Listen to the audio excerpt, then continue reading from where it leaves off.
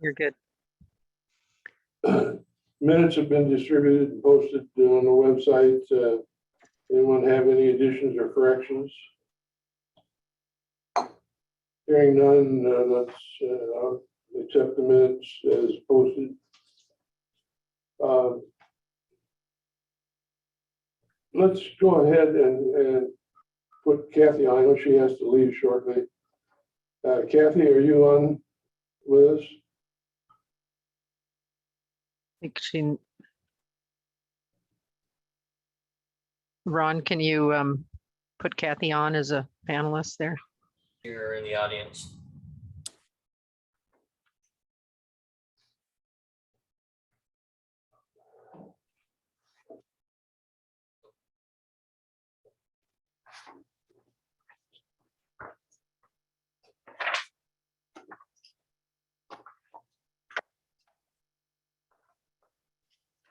Oh.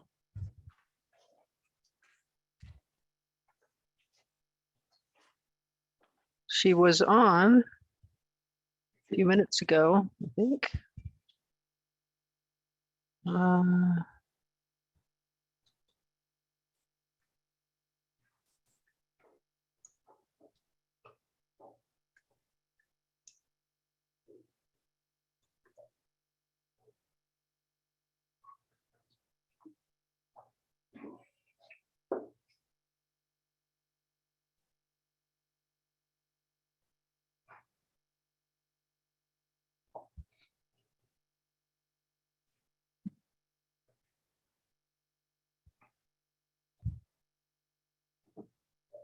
Well, maybe she had to duck off for a minute. It doesn't appear that she's she was on a little earlier, so maybe we just want to go ahead and we'll try again in a few minutes. Ron, are you on there? Back on. Can you hear me, Ron? Yeah, I can hear you. How did you know Cooper was going to get 2 touchdowns? Said at least 2 touchdowns. Congratulations, by the way. Thanks. Great game. It was. It was. Okay, well, we're waiting for Kathy. Mary Ann, why don't you go ahead and give us your background story. Okay. All right. Again, this is some background for those that may not have been participating intently anyway to this point. And in 2017, the residents of the Newman Lake Flood Control Zone District presented the Spokane County Board of Commissioners with a petition to appoint a Board of Appraisers to reconsider, revise, and/or reaffirm the classifications and relative percentages of the parcels within the district under RCW 8609. The objectives of this reassessment are for the Board of Appraisers to take a fresh look at the parcels contained within the boundaries of the district and determine or reassess the benefits each parcel derives from both flood control and stormwater management undertaken by the district. And then, based on those benefits, reconsider, revise, and/or reaffirm the current classifications of each parcel with respect to each of the 2 purposes of the flood control zone district. In performing this reassessment, the Board of Appraisers is tasked with identifying every parcel that derives any benefit so that the assessments fairly distribute the costs of the district among as many benefited parcels as allowed by law. At the end of this reassessment, the Board of Appraisers will provide the Board of County Commissioners, acting as the supervisors of the Newman Lake Flood Control Zone District, with a new base map and land descriptions outlining the classifications of the different lands on the base map based on their relative benefits derived separately for 1, flood control, and 2, water quality or stormwater management. This new base map will be used to levy assessments on those parcels not otherwise classified as non-benefited based on their relative benefit ratios. This is, if I've kept good track anyway, this is the 9th meeting of the Board of Appraisers. And after collecting background information, visiting the Newman Lake area and properties, they're beginning the process of identifying benefits received and setting boundary areas and rates. So the public is invited to provide put on this process later in the meeting or online on the Board of Appraisers website. That is it. So, Okay, thank you. so Public Ca- comment? Kathy is on there. Oh, So hi Kathy. Hi, guys. So sorry, we've had technical difficulties here at the office to join you, but I have been here. How can I help you? Well, we resemble that. We've had problems in the past too. I hate technology. I've got a few questions for you, Kathy, and I appreciate you volunteering to sit on the hot seat. Anytime. Do you reside or own property in the district? Yes, I live at Honeymoon Bay, Okay. and we have an HOA at Honeymoon Bay. Okay, so you've got a dog in the fight. I got a dog in the lake. He went in the ice last night at 4 o'clock. It was quite a situation at Honeymoon Bay last night. Yeah, I got a dog in the fight. Okay. And you have been active as a realtor in the Newman Lake area? Yes, since 1992, I've sold properties around the lake. Okay. In your opinion, is there a benefit to those properties not on the lake? And if so, how far out does it extend? What do you mean by Water that? quality. Water quality, as far as access, how many people access the lake? Is that the question? No, what we're looking at is stabilization of real estate values. Oh, And Well, whether or not the properties that do not front on the lake, whether they have a benefit from being close to the lake and gotcha. in your Gotcha. opinion, about how far out does it extend? It definitely does affect the value of the property. And as I did our little study, it was an eye opener how many little baby HOAs we do have around the lake. And if you do have a deeded access to the lake, I feel, in my opinion, as I go out and assess a property for a potential seller, I give them the same amount of value if they're right on the lake, unless they don't have a view. For instance, if you take in Honeymoon Bay, my husband and I are on the water, or we have a frontage piece that there's a access road past us to the people down the way, and then we are right there. So we have a definite view. People behind us also are part of the HOA and have a boat slip. So a boat, and it's a deeded boat slip. So they have ownership. And I give that a lot of value. It's to buy into Honeymoon Bay Homeowners Association is a $25,000 buy-in, and then add view to that. But if you're around the lake and you are a secondary lot or you're up on the hill, you don't have as much value if you can't get down to that lake and you have to go over the public boat launch. Also, if you have waterfront property and you've got 92 stairs down to the lake, that affects your value as well versus straight out to the lake. Okay, how far back would you say the benefit extends? A quarter mile, half mile, mile? Oh, I wouldn't give it even that far, honestly. Okay. I would say for the access road around the lake, frontage to that, and that would be it.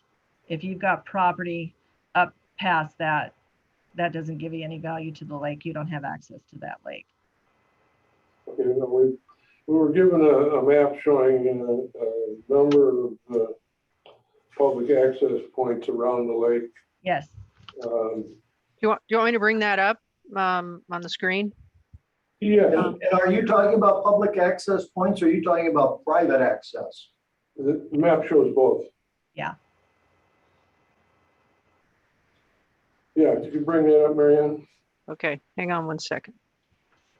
Well, Marianne does that. I got my husband was a realtor years ago. When he bought his property there at Honeymoon Bay, he had nothing to do. He's a boy from Kirkland. And he went to the periodicals, he calls them, and he dug up some history, and he's put together quite an interesting book about Newman Lake.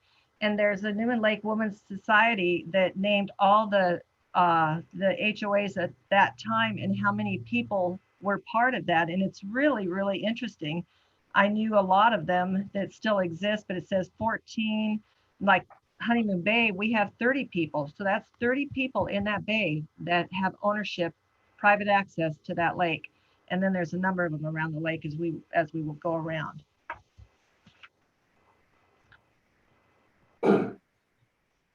Okay, I never counted the number, but there's a number of public access points around the lake. Not many, Um, not many public.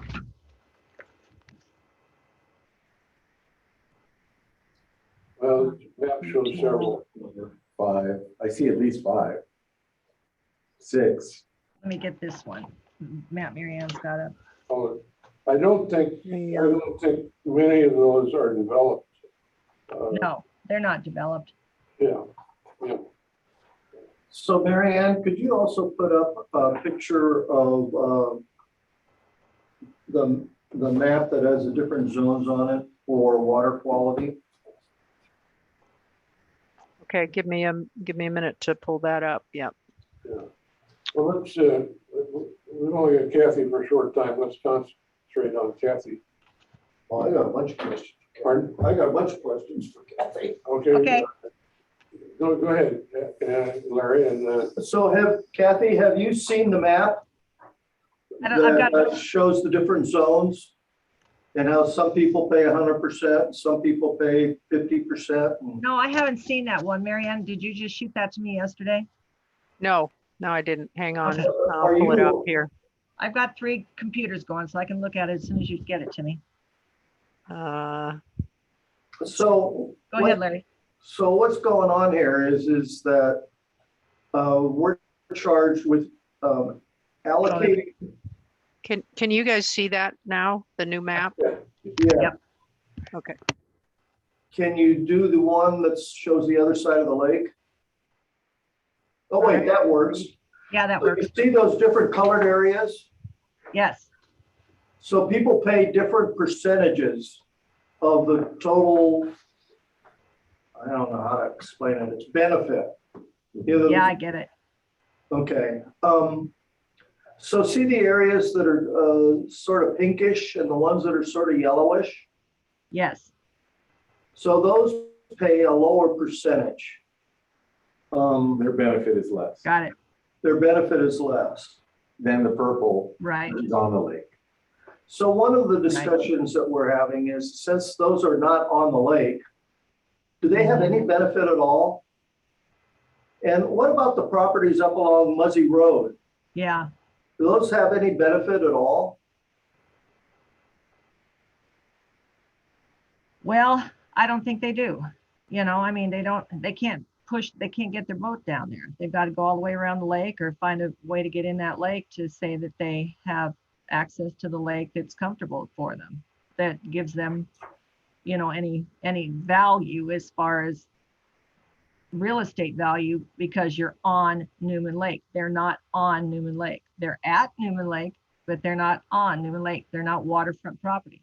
Well, I drove those areas this last week, and it looks to me like their values are tied to them being acreage properties, Right. not being part of the lake. Correct. Is I that agree. right? Yes, I agree with you. Yep. So now I'm going to ask you a question. I'm going to phrase it in a way so that it forces you to ask the question, and it's going to end up being a little negative sounding. It's okay. I don't mean it that way. All right. So when I look around at the different lakes in the state, this is the greenest lake that I've seen. Yeah. It appears, and as a rule, that's because there's too much phosphorus in the lake. And the county had a study done to estimate the sources, and it turns out that by a long shot, the sources of the worst source of phosphate in the lake is septic systems along the lake. Or lack thereof. Yeah. Is the water quality in the lake a positive or a negative for values? Negative. Here's an example. On Shallow Bay, I had a property listed for $680,000. I couldn't give it away because if you looked at my Zoom overhead photos, it looked like it was sitting in a bed of moss. And Yeah. it happened to be a year that we had 100-degree weather for almost 3 weeks in a row. We sold it, and it wasn't, of course, it wasn't the market like we're at now. But the following year, right next door, I listed that property. It had numerous issues as far as it narrowed down the buying pool because it had a lot of stairs. Beautiful property, not as many rooms or anything like that, but it was still waterfront property in the same bay. The water quality that year was stunning. I sold that thing in 3 hours for $100,000 more. And I'm telling you, it was because of the water quality only. And How do values at this lake compare with at Hauser or other lakes nearby? well, we hear a lot from people. The number one thing, and I might be shooting myself in the foot as a homeowner, but the first thing we hear is, why is the lake so green? It's the first thing all the time. I mean, that's why I tell homeowners when they call me and they say, we want to sell. I said, well, let's get on before it turns green in August, because once it turns green, you're not going to sell. Does the lake ever smell? It smells, it turns over. And when the water temperature gets to a certain point, the lake literally turns over. And that's when all the dead fish come to the top. And that's usually right after the 4th of July in the beginning of August, right in there. It doesn't always smell, but boy, there was one year. I've lived out there since 07. I rented out there in, let's see, 03. And I don't remember the degree or if there was any reason why, but I remember my daughter and I coming home from work one night and we rolled our windows up because we were coming in and it's like, holy moly, what is wrong with the lake? And it lasted for about 2-3 days. So that's the extent of it. It's always a short period like that. Yeah. And it's like they say that and everybody around the lake, all the old timers, they say, well, the lake turned over today, I and see. it's a smell. But I remember when Liberty did that, and I moved out here from Montana in 1975, and you couldn't put your big toe in Liberty Lake because it was condemned And until is they Liberty put Lake sewer any better? around that lake. Oh yeah, they've got sewer. I'm selling a property at Diamond. You couldn't go to Diamond Lake. I'm selling a property at Diamond Lake. It's like, it looks like this. It's beautiful. Well, I've had experiences on Lake Washington and the Seattle area. My husband lived there. There are stories about in the old days when if you're going to get in the lake, you had to make sure you had on a dark colored bathing suit. I know. Otherwise, it would be dark when you got out. You should smell my dog this morning. Yeah, but they cleaned that lake up, and we had a boat and a condo slip there for years and years and years, and my experience was that it was always crystal clear, and it was sewers that made the difference. Yeah. Well, here's another point too, that this is kind of interesting. We have boat lifts in our bay. My husband and I have 2 boats, and then we rent to a couple guys because we have a bulkhead. So we put aerators out there to keep the ice away. And it's kind of become a thing around the lake. And of course, we have our aerator that's out in the lake that works some of the time, doesn't work some of the time. But all of us have noticed in Honeymoon Bay this year, the amount of aerators we've had that stay on during the wintertime. Oh my God, we did not have the milfoil growth we did not have the muddy, murky water. We had crystal clear water for the first time in ever. And we all thought, we're all thinking, is it because of the aerators? And what do you do for a fish tank? You keep that thing bubbling. You keep airflow going on. And I'm thinking, maybe we found something. I mean, yes, we need a sewer system. And boy, I tell you, I would have my tires slashed if I said that in a public venue by some of the old timers out there, because they're fighting us. They don't want progress, but we're trying so hard to get that done. And it will make such a difference to this lake if we ever get it done. Yeah. You cannot finance a property if you can't flush your toilet.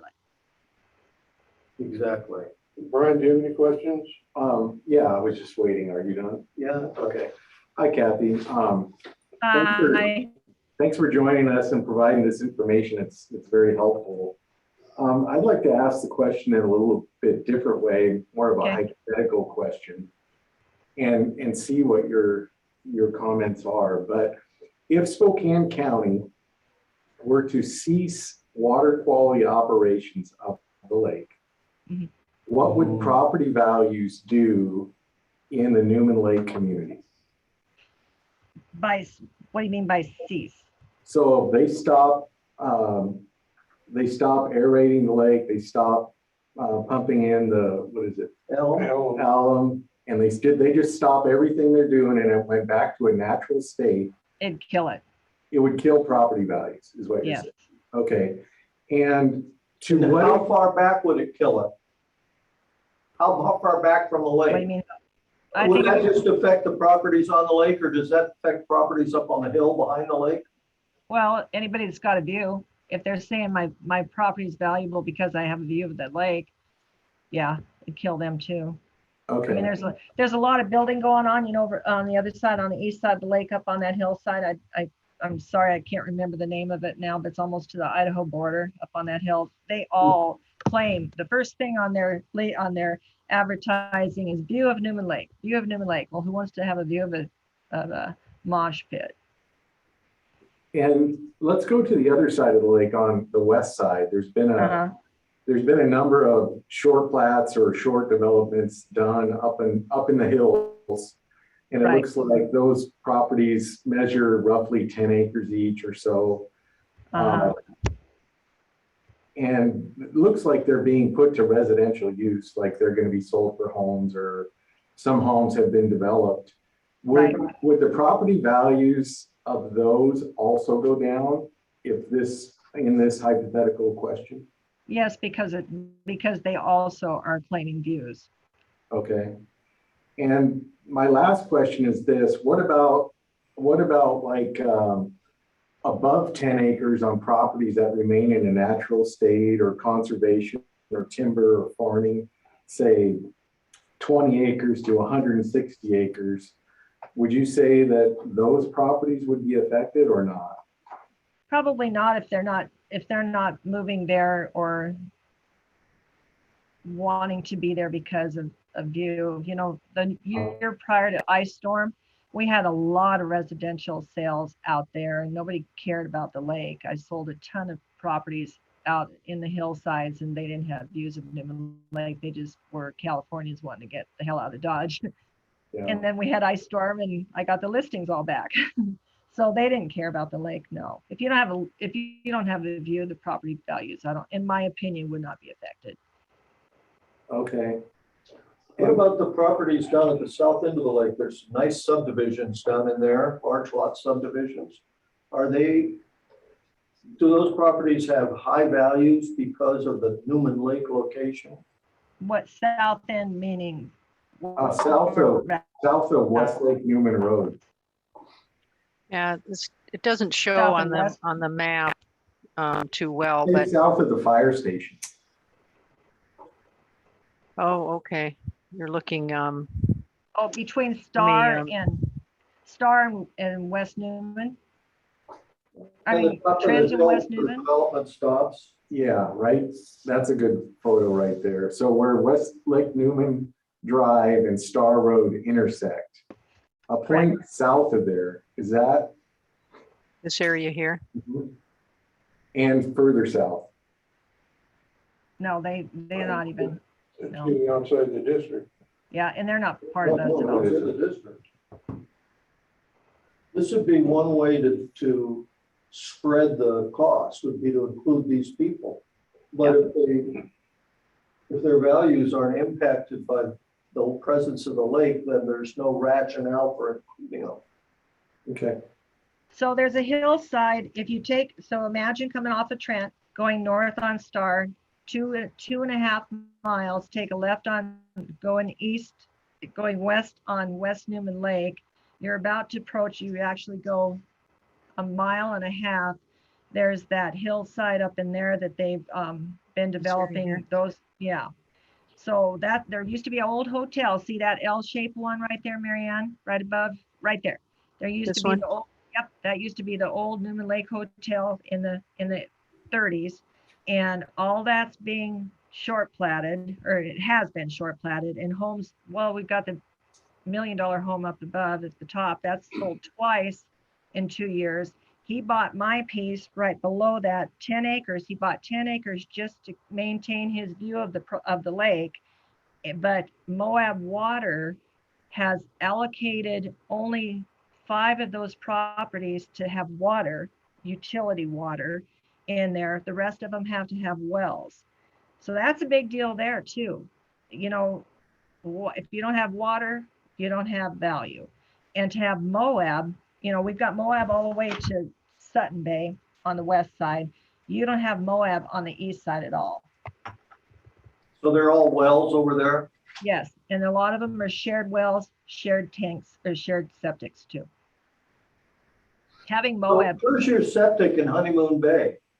so that's what, so we've been, Marianne and I go back a long time. When I moved in there, I said, we've got to have septic in this bay. So we have the case study that they started 3 years ago. We've got 2 case studies that are in the process of being stamped approved by the state, because we went door by door and identified failed holding tanks that we knew, you know, because of being a neighbor. No holding tank at all, no septic at all, failed septic, failed drain fields, leach beds.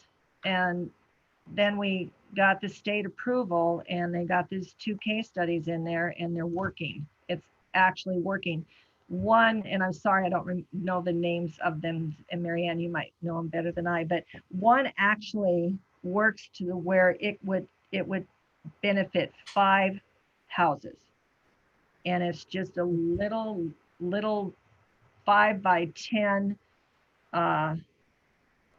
drain field that those 5 homes, and they're year rounders. You can be a year rounder. And that's the other thing too. The properties around Newman Lake, many go back to where they were not year round homes. Honeymoon Bay, for instance, Honeymoon Bay's 30 homes, 30 cabins that even when I was out there in the early 2000s, none of them, but maybe 10 to 15 were owner occupied. Now we've got 3 that are rentals, and they are all year rounders. None of them used to be year rounders. So you got septic systems that are overworked, that were not meant to be a year round piece. As I drove around, I had a hard time seeing land that was open that could be used for septic systems. That's why, Community yeah. septic system. That's why these systems are so great, because you don't need, and we can give you all that information, but you do not need a lot of land to have these septic systems. Yeah. They are, one is a little, the size of my office is a building, and that's the one that could handle 5 homes in one. The other one is 2 big tanks in ground with hardly any, you don't, the water filters, it feeds in, or the sewage feeds into this one, and it goes into this one, and by the time it comes out, you're supposed to be able to drink it. We haven't found anybody that will volunteer to do that yet, but they can. So, and that they came over from Woodby Island, I believe, is where they came. Yeah, I haven't heard of those. That sounds like a really great system. Yes, and they're about, I think, and so what I would like to see, and I know I'm gonna get shot in the head when I go home by saying this, but if I were to leave a legacy in my lifetime, I would like to see the state or whoever's in charge do a sewer system around this lake, clean this lake up, and do a ULID to homeowners, just like we do in the valley, just like we do all over. I mean, I've sold real estate out here where people have septic systems. They paid sewer fees, they paid hookup fees, and then when their septic system failed, they had to hook up to that sewer. They had to. I don't know where we'd put it. You know, I don't know where we'd put the sewage treatment plant. We got to find that first. I have no other questions. I think, That's an area, that's causation area, then it's just something we can't consider limited to benefits by statute. Any other questions for Kathy? If not, No. Kathy, thank you very much. Yeah, thank you. Thanks, guys. Good luck to you. Have a Thank good you. day. Yeah. have a Thanks, good day. Mary Ann. thanks, Kevin. Okay, we've got some public comments here, a couple of them anyway. First one dated January 31st. I think we're working outside the area directed by the RCWs.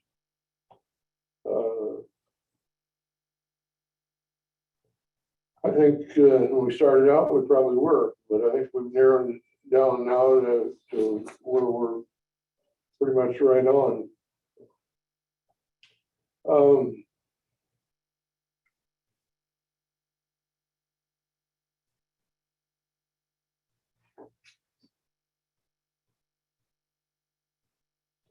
As far as, and also raise a question of market value versus taxable value. We have requested an opinion from the Attorney General on that subject.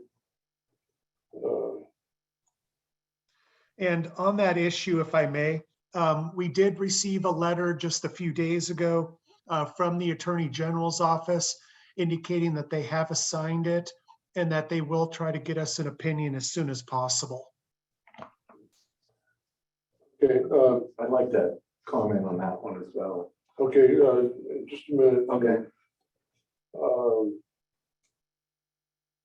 Another point raised was the exemptions for forest lands, agricultural lands, open space.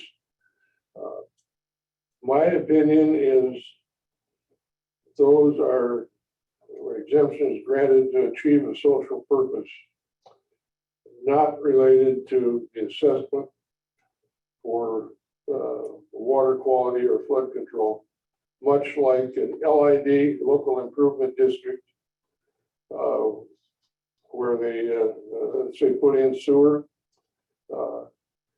There it is assessed based on the benefit to the individual property without regard to the exemption classification. However, we're going to get an opinion from the Attorney General to clarify that subject. Go ahead, Brian. And on that same item number 3, market value versus taxable value, on certain properties that are current use and designated forest or farming or whatever, if they're improved with a residence, part of that property is taxed at market value. Generally, it's a 1 acre or a small area of that property, and the improvements are taxed at market value. So in that case, that part of the property, market value equals taxable value. So there are instances where market value does apply, regardless of the opinion of the Attorney General. And we've confirmed that with the assessor, and it's part of how the split calculation recommendation we're going to make will work to make it more for fair and equitable for all. Okay. I had a chance to read the letter, and I thought that you guys did a real good job preparing that. Did you want Thank you. to talk about number 2, causation? Yeah, Okay, you did. go ahead. Oh, I think Lauren makes a comment about that the assessment should not be based on negative contributions or causation. And I think we made it pretty clear that we're not going down that path, and we are only considering benefits in this instance. So we covered that many times. I think it's pretty clear at this point. Okay, we've got another comment dated February 8th. And it raises the question of benefit versus causation. And as Brian said, we're not going down that route.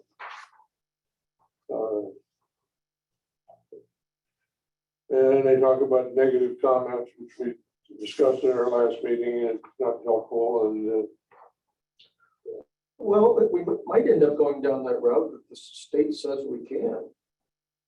well, we haven't asked that question. The causation question? Yeah, we haven't asked it. Oh, you're right. Yeah, Sorry. we didn't ask that question. Oops. Statute is very clear about benefits only. That's it for written comments that have come in. Do we, Rod, do we have any members of the public that want to talk to us? We can check. If you'd like to provide comment, press the raise hand function or *9 if you're on the phone.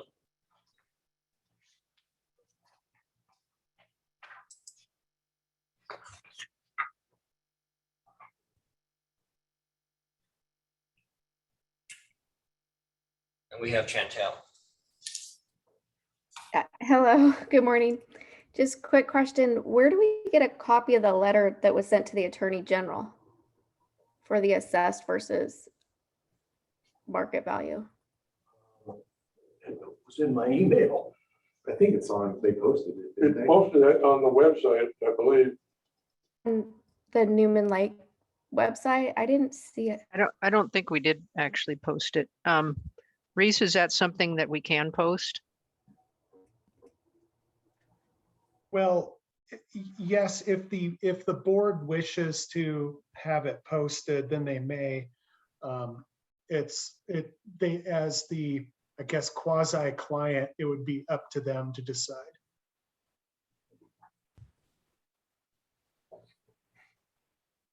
We'd be the client. I have no objection to posting it on the website. Now, the, Either. I would also need to likely check to make sure that there'd be no objection from the Board of County Commissioners as well. Okay, Okay, so will you email then, or that finding, or, I mean, it should be, it's probably a public record at the Attorney General's office, correct? There's no finding yet. There's just a request for them to make a finding. Right, I understand, but we also, if we wanted legal counsel to submit something as a follow-up, we do have that right to do that. So I just wanted to tie it into that. And it is If we correct, choose it to. has been submitted to the Attorney General office, yes.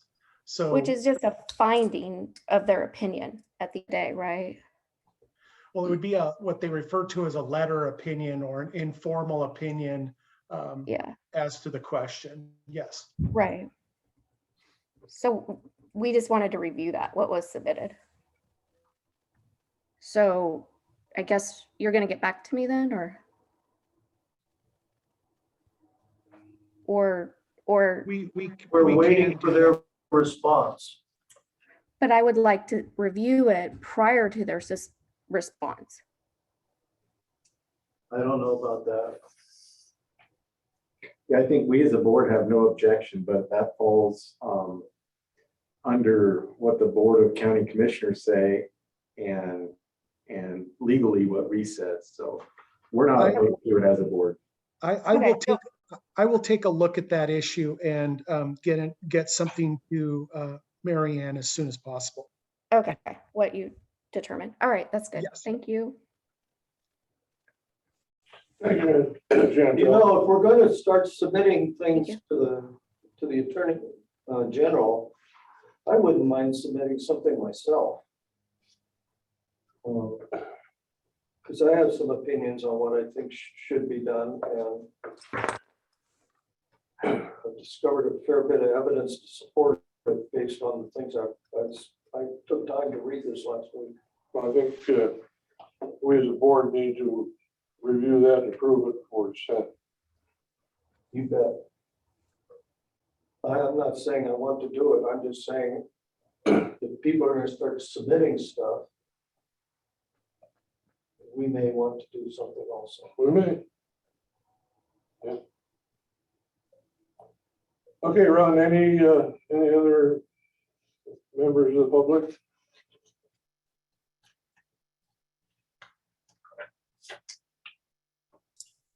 You've got Al Balcom.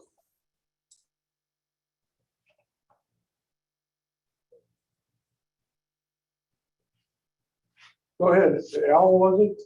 Yeah, up there on the right. Al, are you on with us? I think he's muted. Okay. Can you hear me now? Yeah, so I can hear you. Thanks for Okay. coming on. So I just wanted to comment about water quality and benefits for like nearby properties.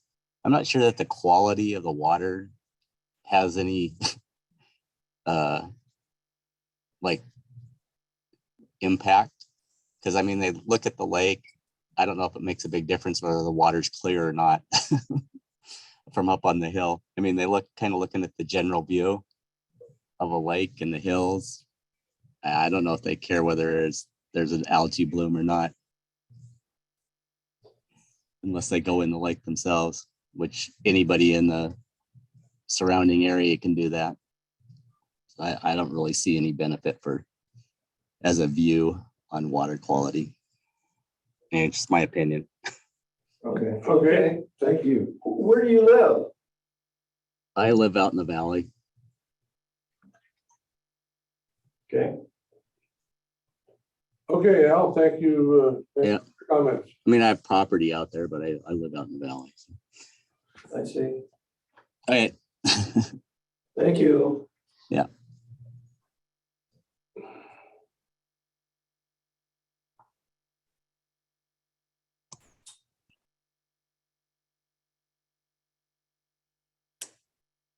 Now we have Karen or Tom Stebbins.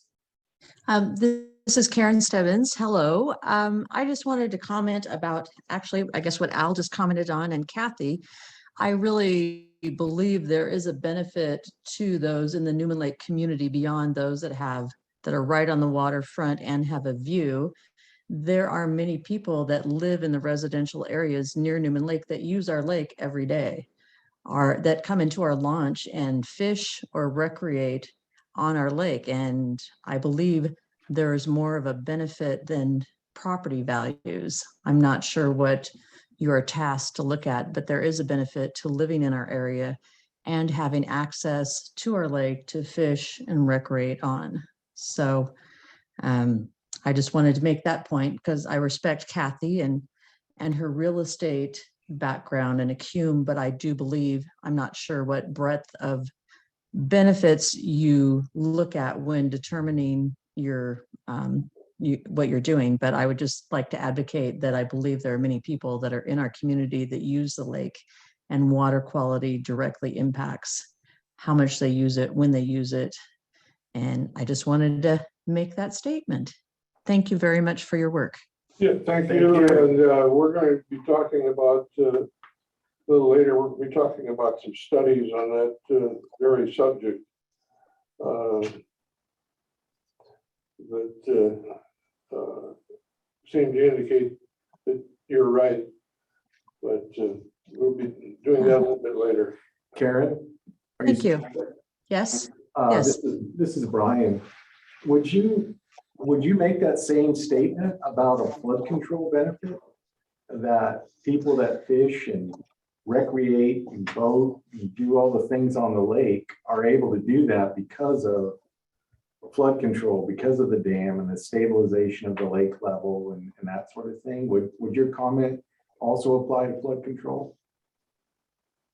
I believe so, because the level of the lake is set at a certain level, so there is the ability to recreate on the lake, to fish on the lake. I believe not as much as water quality, but I believe it does. I can't, but yeah, I'm not as detailed into that question. I've got to think about it, but I would believe yes, because if we didn't have the dike and we didn't take care of the level of the water, you wouldn't be able to launch a boat, you wouldn't be able to go fishing, you wouldn't be able to recreate. And it's a benefit to anybody who uses the lake to keep and maintain the level of water. You can question what level it should be at, as many do. Should it be lower to prevent erosion? Should it be higher to have better fishing? You can debate that, but to have the flood control is a benefit to anybody who uses the lake, in my opinion. Okay, thank you. Yes, thank you. Thank you. Some good points. What kind of input is really necessary if we're going to make judgments about including some of these people?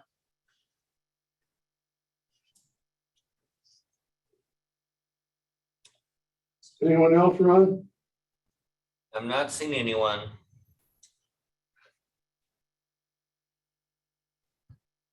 Doesn't look like anyone else wants to provide testimony. Oh, we have Al again. Here we go. So I guess flood control might have a bigger impact than water quality to surrounding areas. It's like when Star gets flooded, it limits their access to the east and north side of the lake. So they have to either come in through Hauser or take Moffett Road. So I don't know. They benefit from the flood control, probably more so than water quality. That's something that we talked about. That's good input to hear someone on the lake, how they respond to it. Yeah, it is. Thank you. Good, thanks, Al.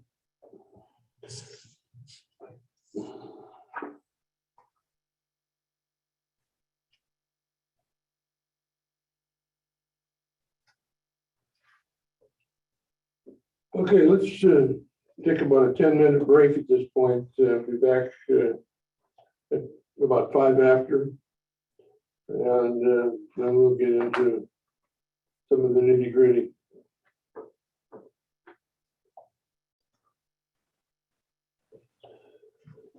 Okay, we've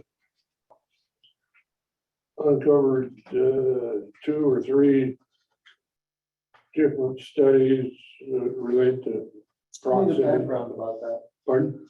Give me the background about how you discovered them. On the Institute's website, Long Library, Google. I think I sent you copies of them. I know I sent copies to you. Brian sent me some copies. I got a lead on an article from one of the property owners in the district that I talked to. And so from that, I read through the report, and then it went to other reports. Yeah. The one thing that bothers me about these, one of them was from Wisconsin, the other one was from Florida. And having been born and raised in Minnesota, the land of 10,000 lakes, like they advertise on license plates. Majority of these lakes are developed. The surrounding area is developed. You have picnic grounds, you have dedicated swimming beaches, you have covered pavilions. You have a lot of them have barbecue setups, which are quite a bit different than Newman Lake. And they're showing benefit in terms of property values up to 4 miles away from the lake. I don't think that applies to Newman Lake, personally. You don't have the public facilities, you have some access points, but most of them aren't developed. The lakes in Wisconsin, Minnesota, Florida generally have several resorts on them, where you can rent a room or launch your boat or have lunch or whatever. So we have more of a remote situation here. Reminds me of some of the lakes in Alaska, where lakefront properties, and most of them are fly-in lakes. And lakefront properties sell at a premium.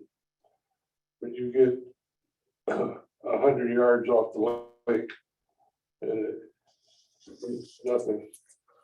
There may be something like, some neighborhoods have more value than other neighborhoods.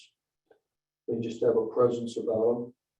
And the same house sells for more in that neighborhood than it would in another neighborhood. There may be some of that at play.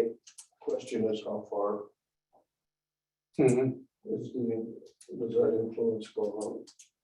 Yeah. Have you read the latest thing from what do they call it? The USPAP people. Foundation. Yeah, the Appraisal Foundation. Some of the things they're bringing up, what we're going to have to do in the future. Like right now, to get a state license, you have to have 28 credits a year, or over 2 years. Yeah, Yeah, well, and you have to take USPAP every 2 years. yeah. Update. Now they've got a whole list of new courses you're going to have to take, and it kind of borders on the subject you brought up of a house in one neighborhood opposed to a house in another neighborhood.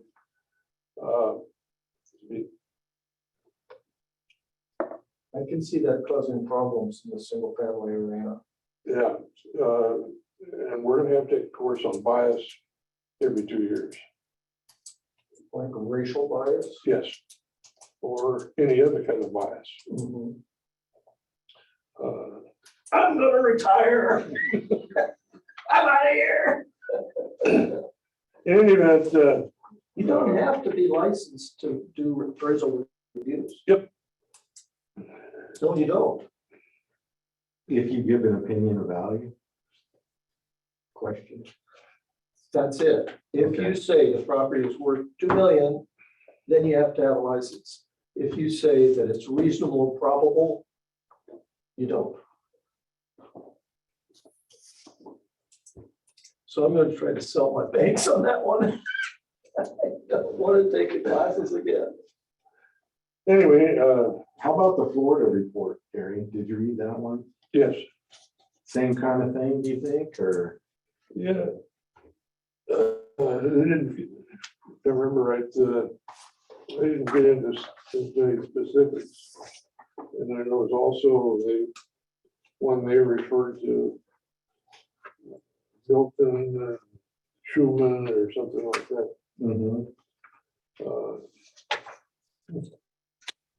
I printed out a copy of that, but I guess not.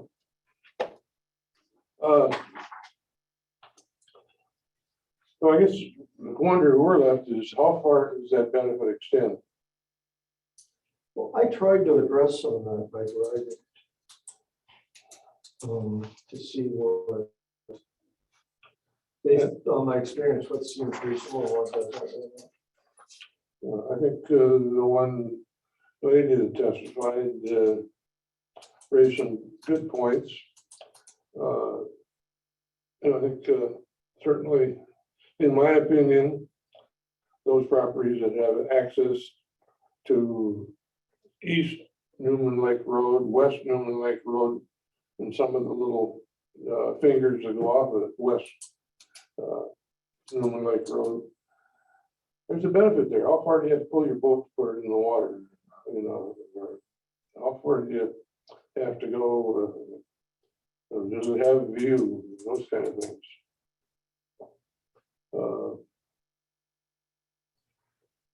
I look at it slightly differently.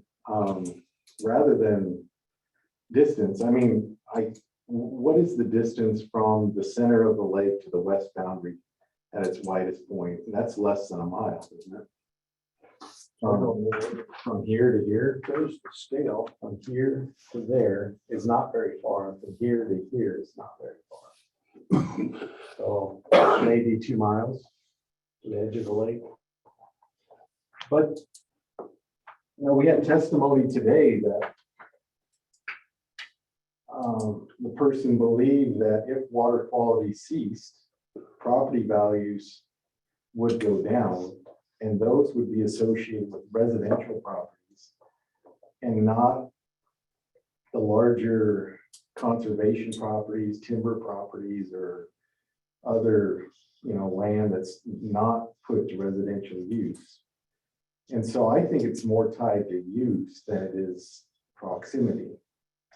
Like, for example, these developments on the west side where these plats have occurred, to me, and guys correct me if I'm wrong, but I think this is getting platted so it can be sold for residential lots. You know, where some of these larger. But when you drive up there,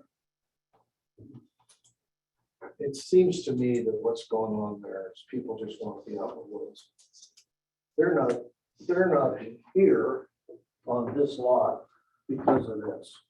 They're here because they want a house in the woods. But that's the thing, I wrestle with that. Let me When ask, you drive it, and you can see that's what's going on. let me ask the question this way. What do you guys think, if water quality ceased in the lake, would the value of that property stay the same, go up, go down? What's your thought in looking at it that way?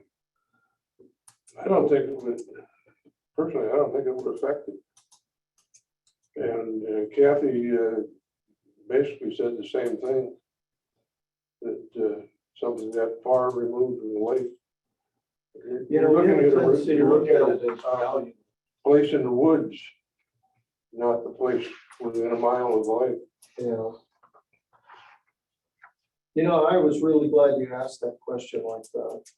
It was, I had thought of that. I just didn't get the question asked. Yeah. So here's, you guys heard what I asked. If operations would cease, what would property values do? And she said that it would kill it. It would kill property values. Less than 10 acres would kill it. Greater than 10 acres would have no effect, or properties that are conserved or timber would have no effect. So I guess I take her comments a little bit differently than you guys. Yeah, I read into that the property that had, it was in close proximity to the lake, it had a view of the lakefront, not something that was 2 miles away. I think if we kept asking questions, we'd find out her perspective and whether it applied or not, and whether it applied everywhere.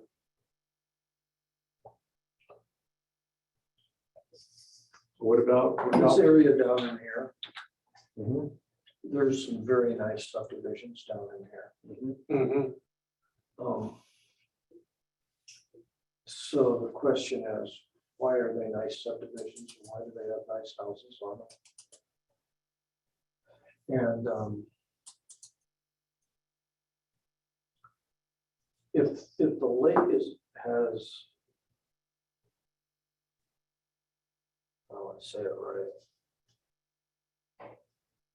If saying you're at Newman Lake is a positive thing,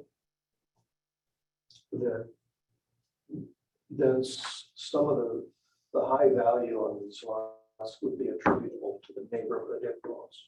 I don't think that these lots that are in here and in through here,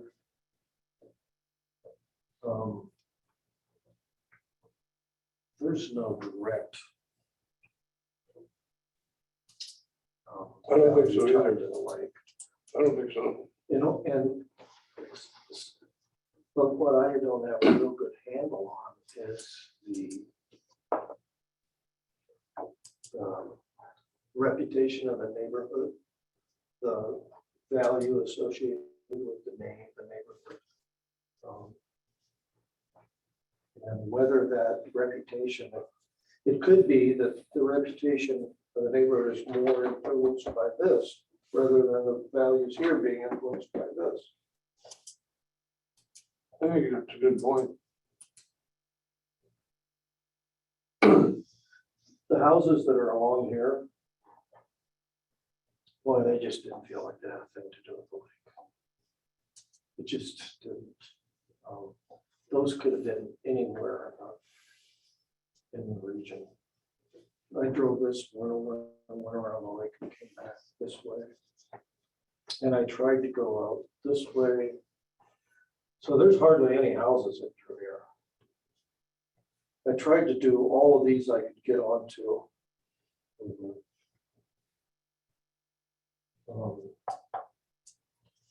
And there's some nice stuff up in here. This has nice houses on it, and then it peters out and turns into, this is all timberland. Now, I read, you know, those big things they gave us. I actually read the parts of it,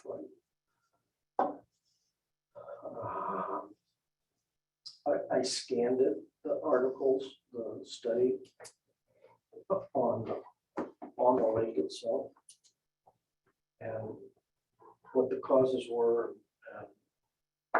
and I was really shocked at how much emphasis it put on sewers, and the fact that the sewers were the primary cause of the problem in the lake. And I haven't heard that from anyone. Maybe it's because it's so hard to get sewers done. I know that's not important, but I mean, that we can't consider it. Right. But, Right. you know, this could be a lot nicer if they, but it would really impact values if they put in a septic system, the sewer system. I think from what I read somewhere else, they'd have to run it through the lake.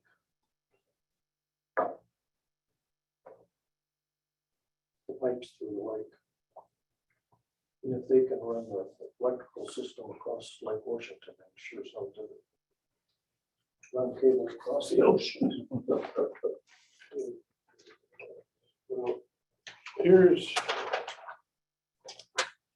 So I think, are we at the point of trying to decide if we want more zones or less zones? Yeah, I think we're getting there. How do you want to approach that?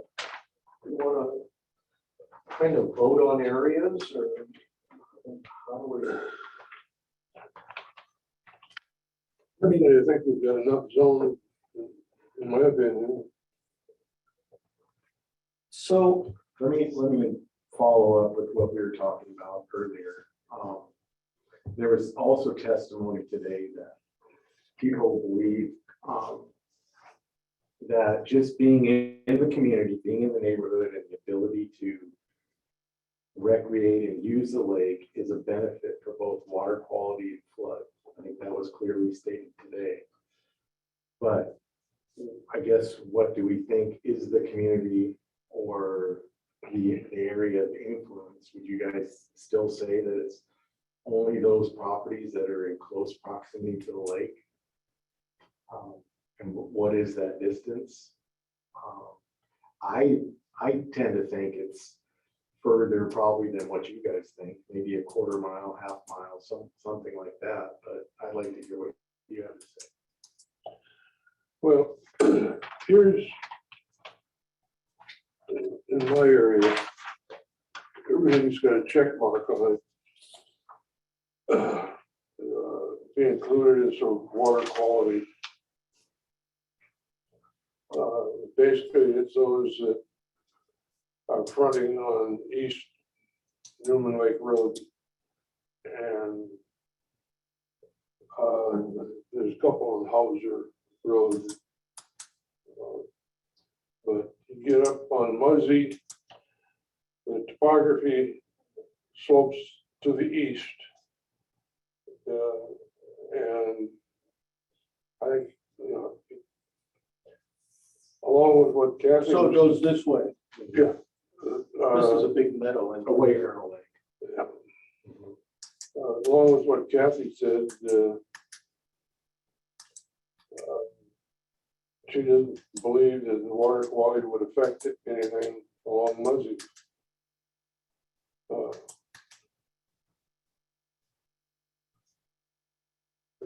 this area and through here.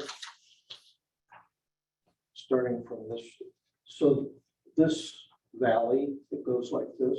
The road kind of runs, the valley's down here, but the road runs like this when it comes this way. This part in here feels like the countryside around here. Houses are kind of similar. They are generally blue collar in character. And by that I mean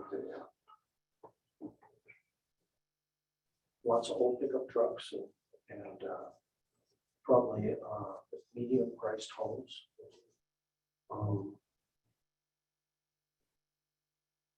And there are a bunch of them I would love to live in. You know, they're nice for what they are. And then you go through woods and then it goes through a big meadow. And Would you say I that, just don't feel like would you say that those properties act independent of the lake? There's no lake influence on those properties? I think there's no lake influence, but there might be a neighborhood influence. Okay, well, let's talk about a neighborhood influence then.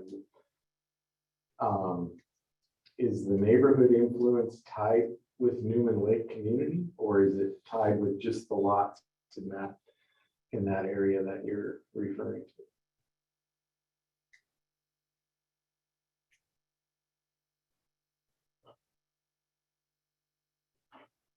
So I have kind of a funny answer to that. Okay. I think the So all area of these where lots in Star here- Road and West Newman come together, I think the area south of that is its own community. And a community not connected to Newman Lake. Mhm. It seems to be homes are all larger, Mhm. expensive homes. There's conformity of development, independent of development around the lake. Mhm. I agree with that. I had conversations that talked about the fire station as being, Where's the fire station? Is I that think it's down just here? south of, Down here. just south of the. It's on Star Road, just south of West Newman. Somewhere right. It's just right into the. So, I mean, this, if you were to look at the shapes and sizes of these parcels, it's consistent with the lake, and these areas below that at Moffett Road definitely are a lot smaller lots, access is further There's down. nice stuff up here. Yeah, so, I mean, we could talk about, is it at West Newman Lake Road or is it at Moffett? I could see either.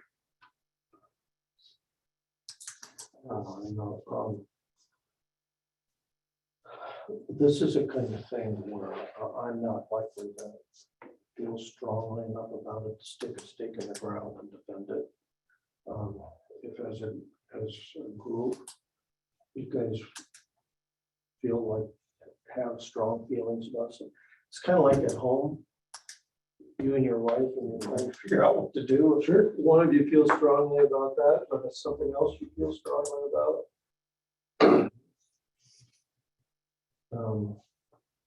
I don't feel strongly enough about there being no influence here to fight the position that there is some influence there. I'm inclined to think that there's less out in here than Brian is. And the way that I come to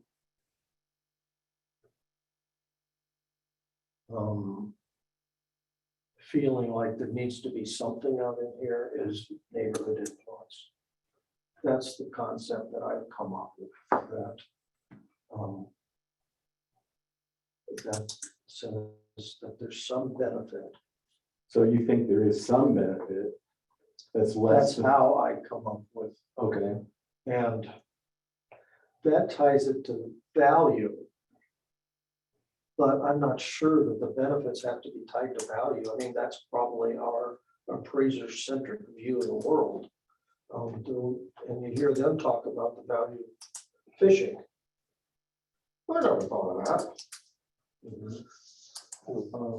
What is the value of recreational use of the lake? I wouldn't get in that lake for nothing. My toes have turned purple. Give me that back. Would you? Anyhow, sooner or later, we gotta quit cutting bait and go fishing. Okay, what are we, someone make a proposal. Well, I don't think we're ready to do that yet. Well, let me just go over my properties and we can discuss those. Let's do that. And ours kind of cross over, I think. So you can have them. The crossovers you can have. I'll go to Honeymoon Bay. You think you'll be on Honeymoon Bay? Okay. So let's just say. And then I've got this stuff out here that I can consider. Basically, starting at Sutton Bay Road and going west and north. I agree with the current maps that the properties that are directly on the lake are benefited by flood control.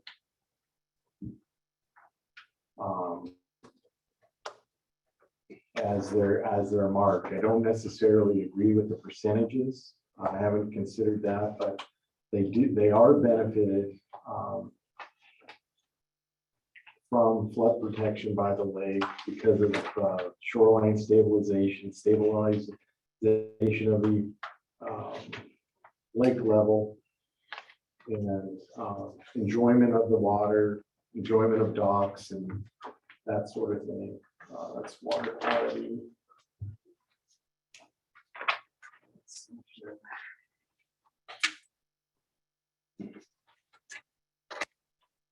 Okay. The parcels that are across West Newman Lake Road have no flood benefit, similar to the Across West Newman Lake Road. upland. So these parcels here, there's no flood benefit, in my opinion, on those parcels. A lot of them are these split parcels where the waterfront, there's a waterfront component and an upland component. I mean, that's going to need to be addressed. So what about those red pieces? Do you think there's a flood control benefit to those red pieces? Haven't gotten there yet. That's the kind of thing I wrestle with. Mhm. I did have a question on that. I didn't understand why there was a 10% benefit, flood benefit for that. So it's something that I'm still struggling with. And I do believe as you get up around the lake into the yellow areas, those areas are clearly benefited because it was shown last meeting that if there was no flood control of the lake, these areas would be flooded. So there would be no use. So No, that can't be true. Yeah. Can't be, it physically is impossible. because If there was no dam, the water level would be lower. no, These areas would be, water level cannot. we talked about it being, the lake being a basin and it would fill to a higher elevation than it is now. Is what I took out of the meeting. Isn't that what you? Yeah. So that's why there's a benefit. This would be flooded because the lake is lower than it would otherwise be. That's a benefit to these properties. No, it can't be. The dam is this high, it couldn't be higher than that without the dam. Yeah, because there's a basin there. Remember, the basin used to flood until they cut the channel in. And the lake, But the basin comes clear down to into here. no, it doesn't. Yeah, it does. It's These right are about all here. alluvial soils in Right through here, about here. That's what we. somewhere in through here. Yeah. So And This this is higher than what the lake level is now, just like this area would also be flooded if it had its natural elevation. I'm sure Mary Ann can confirm that. Would you agree? so what Mary Ann? you're saying is that it's higher here and there's a natural dam here. There's a natural. And that they basin. lowered the lake level by putting in the dam. Mhm. Well, It's more than the dam. There's also the outlet channel. yeah, So, Right. Is that a correct view that the lake was higher until they put the dam Well- in? That the dam lowered the lake level? that's kind of what we had heard, because you can see kind of scour marks a little bit above the lake elevation, current lake elevation, out on some of the rocks. And yeah, so that was kind of what we had assumed.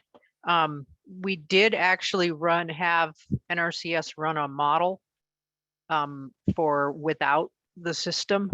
And I can put that up, but it gives a peak elevation actually pretty similar high flood elevation that we have without it. So, which kind of surprised me. I expected that it was going to I be a didn't little higher. understand what you just said. Say that again. So the 100-year elevation of the lake stayed about the, flood elevation of the lake stayed about the same as the Is current top situation. of the dam. Yeah, it ended up being above the top of the dam, but yes. And where the So I can pull up that map. I think I had Where the Put it gate in an is email. held off the Star Road or the gate, is the elevation at the gate higher than the elevation at the top of the dam? I'm sorry, I was starting to look and I wasn't listening to your question. Would you mind repeating it? It was above the elevation of the dam and it overflowed the dam. So it's got to be either at the level of the dam or. No, not the gate here, the gate down here. Oh, the gate down there. Well, both gates would go away. Say that again? Both gates would go away in that scenario. So yeah, it would back up at approximately where that lower channel control gate is now, because that's pretty close to the high point. And is that high point higher than the dam? Yes, It's higher than the top of the dam? correct. So the way. Well, if the dam, well, it would be close, it would be pretty close to the height of the current dam. But the dam wouldn't be there if you took everything out. So, So does Hauser Lake have a dam? you know, I do believe they have some sort of an outlet control. I don't know if they actually have a dam or not, but It doesn't look like much. And the north end of Hauser Lake looks just like the north end of Newman Lake. They have the same sort of geological setting. And quite frankly, all of that area looks like old lake bottom. At some point, the lake was much higher than it is now. But I assumed that it had something to do with the glaciers backing it up. And, you know, they would have filled that area south of there and would have backed it up.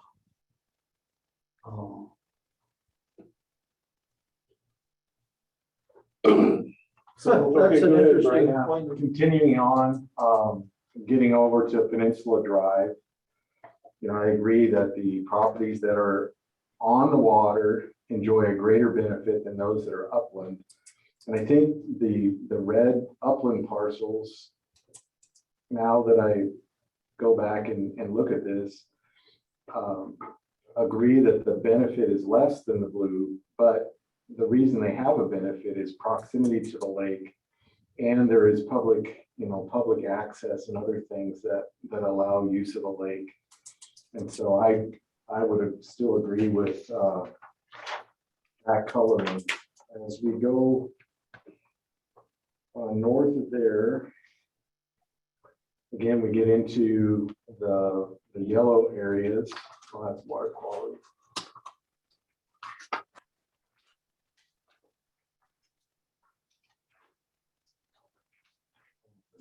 I got all of them. I don't have a map. would it help at all? Or did you want me This to is bring what- up a map on the screen, Brian? I think I can use this map here. Okay. So yeah, this is all, like we said earlier, this would all be flooded if the dam wasn't there, and therefore that doesn't enjoy a benefit because of flood control. So I still agree with that. And that takes us up to about Thompson Creek, where my area ends. So, In the northeast corner is the same situation. right, northeast is the same.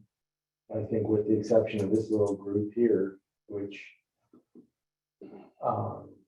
is a collection of lots that are, I think they're upland lots, but I think they have access to the lake. Yes. Yeah, so, you know, I think that's in your area. I'll defer to you, but I would agree with the way it's colored there. I've included, there's about 4 parcels that I would add up in that area. Oh, right here. Yeah, right in this area. Yeah. Okay. Other than that, it would pretty much stay the same as. What we about have. these things? So these, I think on these are split parcels. So they have a waterfront component and then an upland component.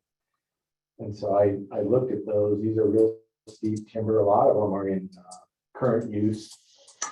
And, you know, I don't think that part of the property enjoys the benefit. I think the benefit is accrued to the waterfront portion only. Yeah, this map right here shows them, Yeah. all the split parcels. And they're, for the most part, elevated above the roadway quite a bit. Oh, yeah. But water quality is another story. Hmm? The water quality is another story, and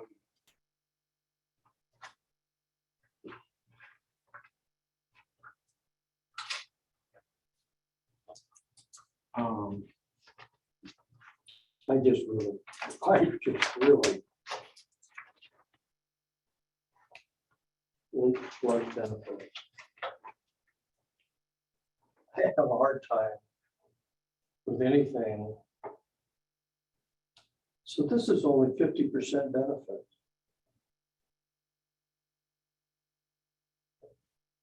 Is that right? Mhm. Does that make sense to you? Instead of 100?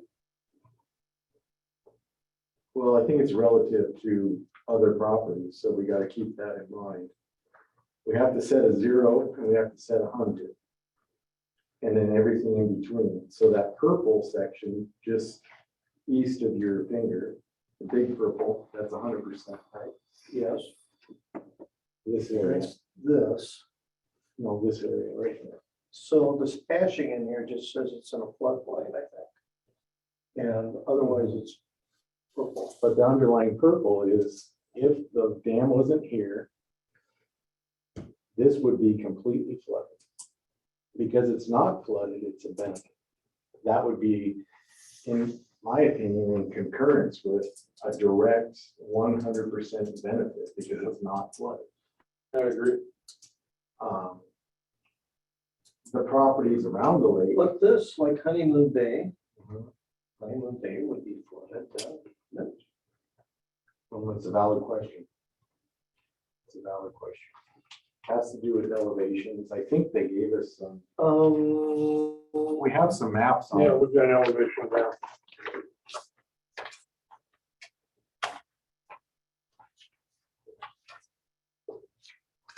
Oh, come on, rookie.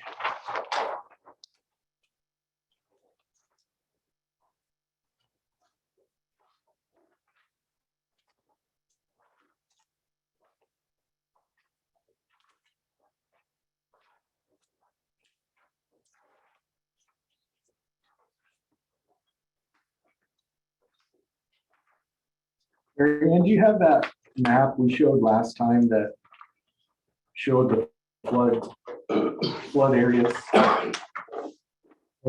If the dam wasn't there, where that basin would be, and what the elevations would be? Well, we saw the aerial photographs.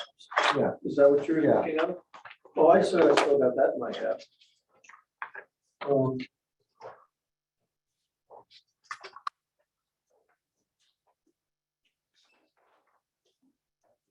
Wow. Lake property by flood benefit. Wow. Yeah, that's just a close-up of that.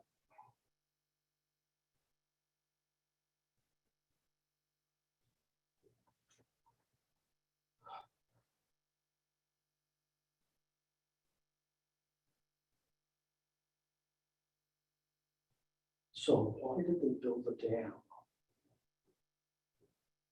I suppose they built the dam to create land here. Mhm. I think that was part of it. I think some of the farmers wanted to use that land, farm it, and Maybe it was seasonally available. the water just needed to be controlled because of fluctuations and so forth. I had a hard time with that one.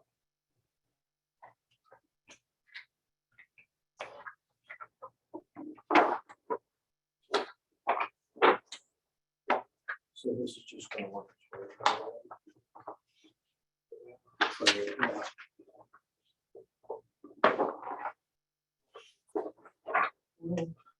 For my own selfish benefit, I'd like to know the elevation at the, What happened? Do we?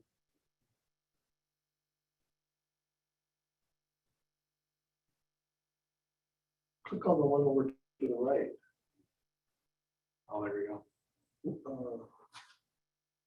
Mary Ann, can you see us and hear us? Okay. I was muted. I apologize. Yes. Okay, Um, thought we lost you, but we didn't. I was just, Mary Ann, can you humor me? Oh, look at that. is that what, kind of what you were, Mhm. That's elevations at the top end. Sure. Can you do that at the top bottom end? sure. Just,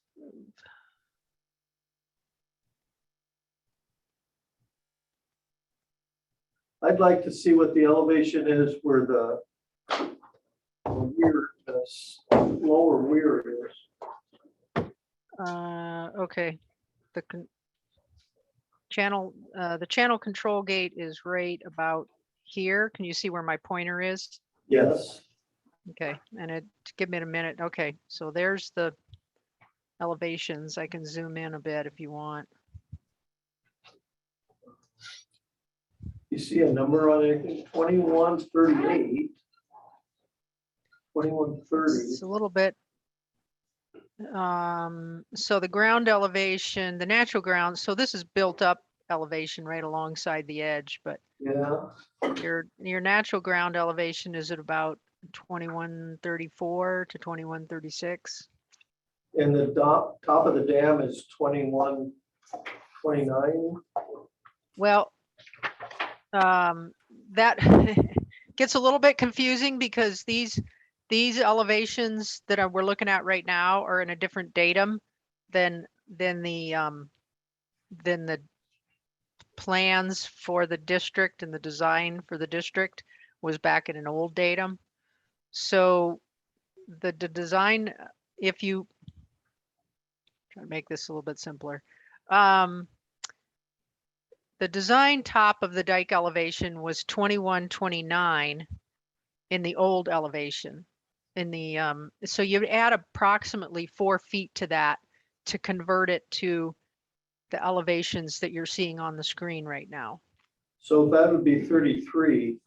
So see where your mouse is? Yes. Go over to the east to where that parcel number is. It looks like there's a little ridge right there. What's the elevation on that? Is that 36? Yes. This here, yes. Uh-huh. Yeah. So And where's the gate? It doesn't show because. Okay, this is the, well, if we zoom in a little bit, I think it's right about in here. Let's see, wait, well, maybe. No, that's the highway, isn't it? Or that's Star Road? No, this is the channel. This is the outlet channel. And let's see, maybe in here, I'm probably zoomed in a little too far. Oh, okay. So here's the outlet, Okay, so that's. the channel control gate. You know, we drove to the back of that horse farm there in the track, and that's that gate there along on the channel. And this is the outlet channel. So The I can road, see it I says can zoom back out. 2134 next to it. Right. Yeah, just so you know, orientation wise, this is about where West Newman Lake comes in to Star Okay. Road. So that area is at least a foot higher than the top of the dam. Right, the design top of the dam. Yeah, and it's subsided, so the actual top of the dam is actually probably a little more than 2 feet less than that right now. 2 feet. It's under 2127 feet. Okay. Thank you for indulging me. In the old datum. What's the elevation at Honeymoon Bay? Just right at the shoreline. Well, it's probably going to be right about the lake elevation. Let me zoom out a little bit here, but you can tell here. Just a minute. Get over to Honeymoon Bay. All right, so here's Honeymoon Bay.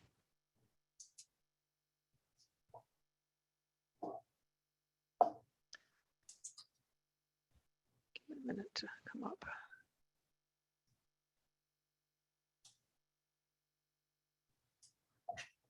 Okay, so right down the shore on the shoreline, you're right at about 2128, which again, if you kind of convert that to Newman, well, 2130.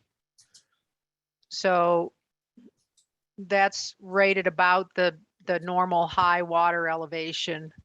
So the shoreline is right about the normal high water elevation for the lake. Which kind of makes sense. Yeah.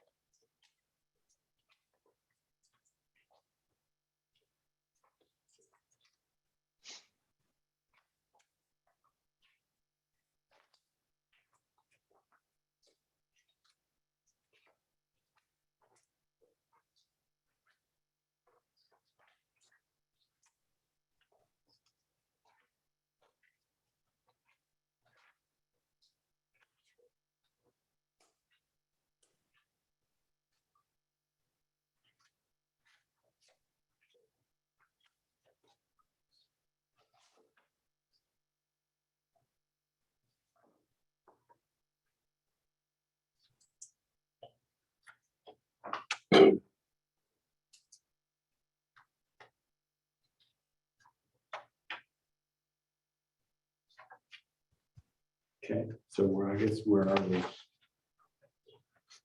that offer some clarity to you, Larry? I had a misconception. Are we, Actually, it really explains what you're looking at. Mhm. It just seems counterintuitive. It does. It took me a Build while. dam to Mhm. lower the lake. Mhm. Yeah, it took me a while to grasp that concept, because it's like, how could that be a benefit? But I think that's the reason.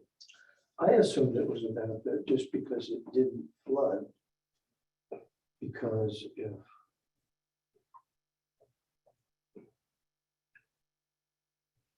that's backwards thinking. Yeah, it's different. It's different.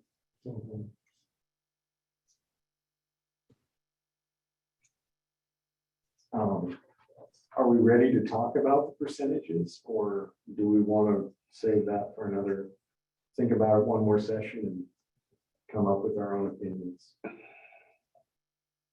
Oh, I think we can talk about it. Leave some primary ideas, and we can firm them up for a future meeting. So right now, there's the flooded 10, 50, 50, and 100 Are you talking flood or water? flood. I don't see a reason to change the formulas. They don't break to me. Do you? Okay, what's your opinion? Me? Yeah. Well, there's one comment today that a person believed that because of proximity to the lake and people get to enjoy the lake for recreation, fishing and boating and that sort of thing, they believed it was a benefit to other properties, it's a general benefit to the community. And is that factored into these ratios or not? I would think that, it's not. Perhaps we need to look at another, adding another ratio there, if we wanted to consider that. But So how do you respect some of the comments have been that only 5% of the people are paying for the flood control and the water quality, 5% of the acreage. but it's really 5% of the acreage. And to me, that's a truly misleading number, because it's kind of like saying it's bad that most of the taxes are paid by the people in Spokane. For the county in general, I mean, this is where all the people are. This is where the property values are the highest. So naturally, that's where the most revenue is going to be generated from, is from there.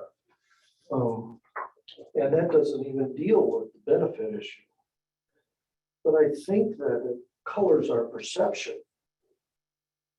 And if we have any interest in trying to be fair, then it would seem that the only way to be fair is to somehow spread it out over all of these, which means we have to come up with some kind of rationale for how all these properties benefit. I think And that's I what think we're, the original statement that 5% is paying for it is misleading. It's almost like, it's so slanted, it's almost like propaganda. It's kind of like something someone comes up with to push a point of view instead of it being factual. I think it is factual, or it's one It's person's. factual, but it distorts what's fair. Because what's fair is that the people that benefit most would shoulder the most. Agreed. Yep. I think we've received a lot of comments that, you know, they're all important to the people that live there, but they may not apply to the process that we're in. I take the comment 5% of the acreage pays for the whole thing as a statement. But it doesn't influence my decision on how we come up with ratios. I mean, that's independent, you know, it's take it in, put it in the hopper and it's there, but staying within the regulations of the RCW, come up with our own ratios, and that's where they fall. We may conclude that it's still 5% of the acreage pays for the whole thing. It may not, it may change. Well, one thing to consider too is the flood control assessment is minimal. Mhm. It pennies on, not pennies, but it doesn't amount to much. The big hits on the water control or water quality. But looking at flood control, what would you suggest as a change in the ratios? Well, if we decide that there is a benefit to the greater Newman Lake area, I would set that at a 10% rate. I'd introduce a new rate for other properties that were in the 10% rate to say a 25 or 30% rate for benefit, and then leave the other three ratios alone. Which would be the 10%? 10% would be properties in the community that enjoy a general benefit of the lake in terms of recreation. So these out in here, Certain properties out there. that so are we would need a new zone out here. Possibly, if we decide that. That makes, I could be supportive of that on water quality. I have a hard time with it on flood control. When I asked the question of the one person, she said clearly water quality, you know, lake enjoyment, fishing, recreation apply to water quality. And then I asked, did it apply to flood? And she said, yes, she believed it did. And So I disagree with that. okay, and that's fair. No, I would disagree too. Okay, I didn't interpret her statement that way, but I did. I think he interpreted it right. I just don't think it's the right, you know. what about, and that's all I have on that part of flood control, but the one thing that we haven't talked about is this concept of dam breaching. And if that is even part of the scope of what we should do. If the dam were to breach, I think it's clear, Mary Ann said that it's going to be an event that occurs slowly over a period of time. And I interpret that as not a catastrophic event. Does it bring in other properties that benefit, or should that concept even be considered? one of the properties to the south, as I recall, she was talking about 2, 3, 4 days of water to even get down to them. And we can't deal with a meteor falling out of the sky and taking the dam out. There's a dam there. I think we have to assume that it's going to be maintained, and but we can't consider every catastrophic event that could happen. We'll be here for the next 5 years. Right. I think the correct way to analyze it would be with the dam in place and with the dam gone. That's our two bookends. That's that right away appraiser right there. So, I agree with you. So my opinion, I guess, on the flood control ratios is, based on your guys' opinion of no community effect with flood control, leave them the same. At 10, 50, 50, and 100. Yeah, in my area, I can't see any reason to change it. Do you see any reason to change the shaded areas, to expand the shaded areas of the land? At this point, for flood control, I don't see expanding or deleting in my area. Water quality, yeah, I believe it should be expanded. Before we go to water quality, let me just make a statement on flood control. The only adjustment I make on the area of flood control, I think there's been some comments that the elevation or the flood maps that have been used in the past may be old, and there may be some newer maps that have different elevations that might slightly adjust some of the areas that would, some of this area down in here may be adjusted a little bit, but I think we need to find whatever the proper elevation is and set it to the current flood maps. That's the only adjustment I would suggest. The aerial photographs were really helpful for me because I thought that more would flood than what did. And to me, this line pretty much defines what I was seeing in the aerials. So yeah, I would agree with you. If the lines, if there's data that says the line needs to be moved a little bit, move it. Otherwise, it's conceptually good. Okay, I think we're in agreement there.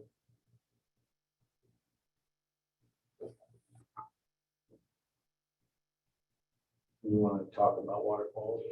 Yeah, we're ready to move on to water quality. I passed around and vision for conditions in my area.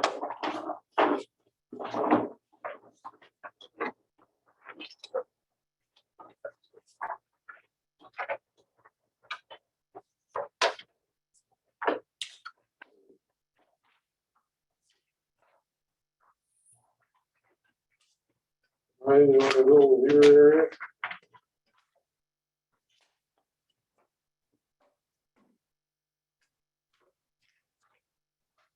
Yeah, let me get organized here.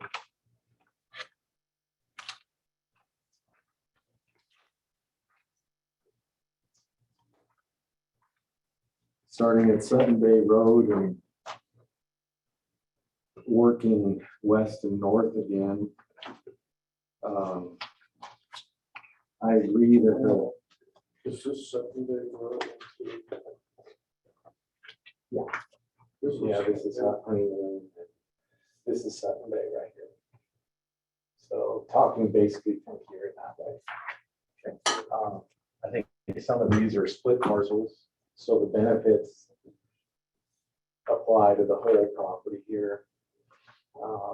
These are all, in my opinion, benefited by.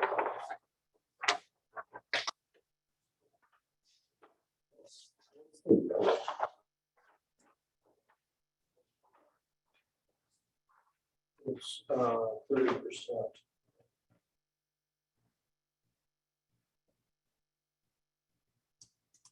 I just Okay, yeah, that's not showing on my map, but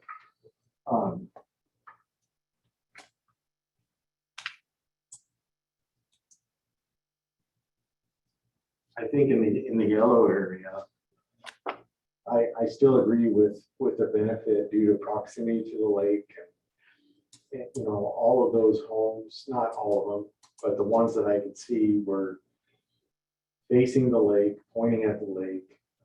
Clearly, the lake has an influence on those properties, and I think their values are tied to water quality.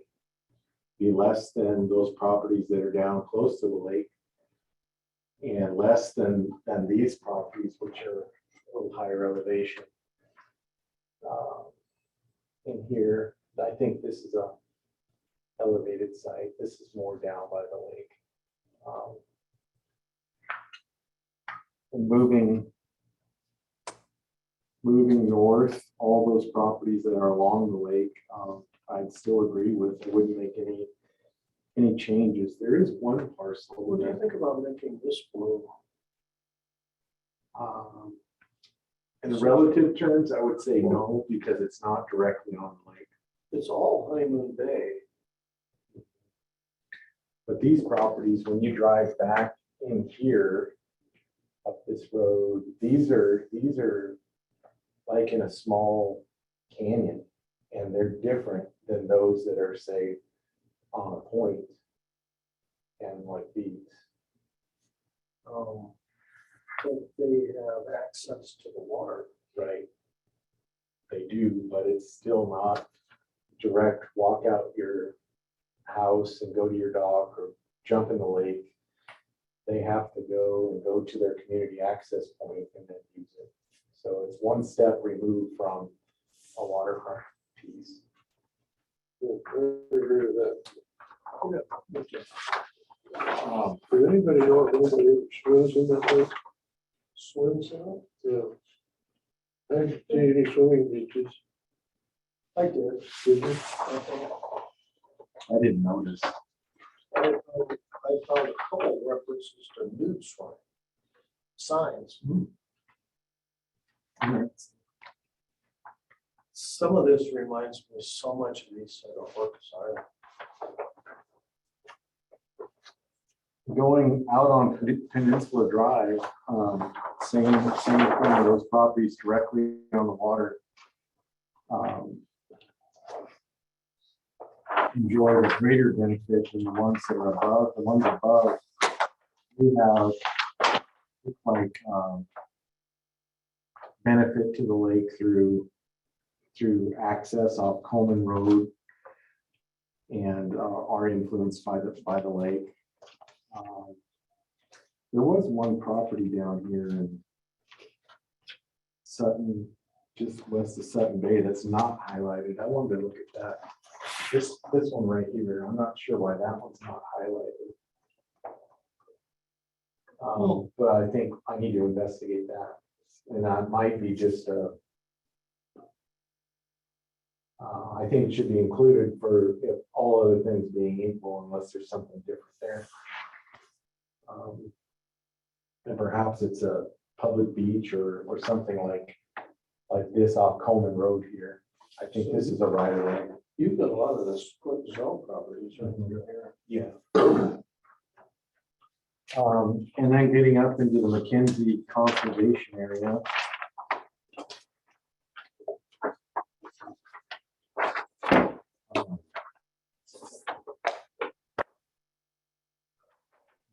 This land is not being used for residential use. It's more of a park-like setting, and I think there is a benefit for being on the lake, but not as much as a single-family residential site. And so, What I wonder is the land spongy to walk on? It could looks be. like it could be, you know. it could be, but I think that's factored into the value, not the benefit generally. So, you know, people are able to use the area and walk and hike and do whatever else goes on in that area, and I think there is a benefit. But again, I think it's less than those single-family residential properties that are directly on the lake. So you think it doesn't have a single family residential potential? I think it's tied up in conservation. It's always, I think it's, oh, I Oh, don't, yeah, it obviously is, yeah, but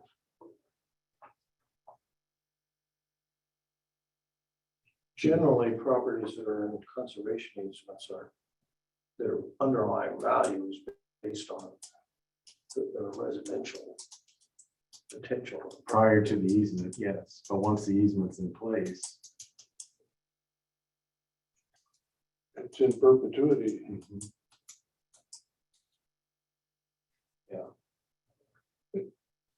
And it can't be taken out. And you're looking at market value. As it sits with a conservation easement on it.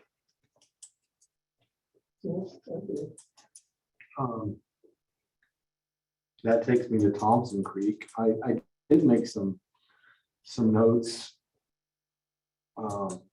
Further up Thompson Creek, there's a small development. Where's your overall water quality? I don't have an overall one. This one is full.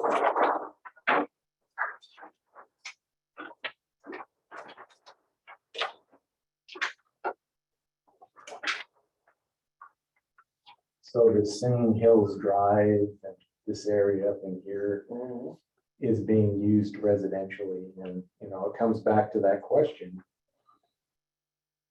Do these people, or not people, do these properties enjoy a benefit of the lake by being in the area? And it's So if the quote 5% argument has any implications as to fairness at all, it means that we need to try to consider whether some of these areas out here need to be added in.